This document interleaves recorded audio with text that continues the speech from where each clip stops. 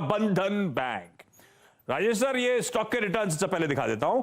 अमूमन 290 के आसपास ये स्टॉक इस समय आपको कामकाज करता हुआ नजर आएगा। साल के हाई से 430 के, वहां से एक तिहाई हो गया, मतलब 2/3 रह गई वैल्यू।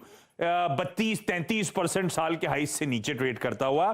प्रीवियस पीक था 700 के ऊपर का, तो वहां से 58% का वैल्यू इरोजन बंधन बैंक दिखा चुका है। और राजेश जी, ये अच्छी खबरें भी आई। मेरे ख्याल से कल ही हम लोग एक अच्छी खबर पर रिएक्ट करने की कोशिश कर रहे थे कि असम सरकार कुछ ऐसा करने वाली है कि दिसंबर वाला जो मोरेटोरियम था बढ़ाकर मार्च कर देंगे। बहुत बॉटम लाइन में वैल्यू ऐड होती हुई शायद नजर आए। स्टॉक ने रिएक्ट करके नहीं दिया, तो अच्छी खबरों पे भी अब ये बंधन बैंक रिएक्ट नहीं करता। कौन से बंधन में फंस गया भाई?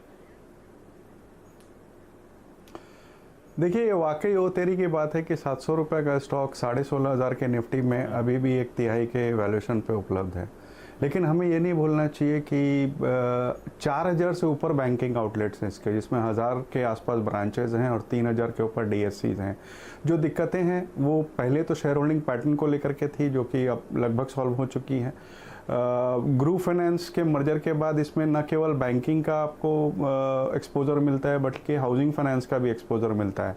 और लंबी अवधि में मैं समझता हूँ कि बहुत अच्छे रिटर्न दे सकता है, क्योंकि एक तो चला ही नहीं है, दूसरे वैल्यूएशंस बहुत अट्रैक्टिव है। हालांकि इस बार एनपीएस थोड़े बढ़कर आए थे, लेकिन जिस तरह की खबरें आसाम से निकल कर आई हैं, जहाँ कि इनका बहुत बड़ा एक्सपोजर है, मुझे लगता है कि अब एक समय आ गया है कि जहाँ पर एक लंबी अवधि के लिए यहाँ कॉल लेना चाहिए।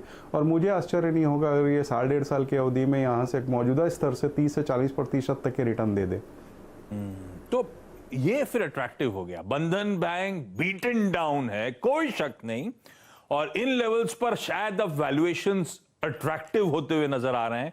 इन लेवल्स पर उम्मीद जाग रही है कि अब इवेंचुअली ये स्टॉक यहां से कुछ अच्छे रिटर्न्स दे सकता है। तो फंडामेंटली तो बंधन बैंक रखा जा सकता है। एक मीनिंगफुल 30-35% का अपसाइड ये तेरी स्टॉक आपको दे सकता है।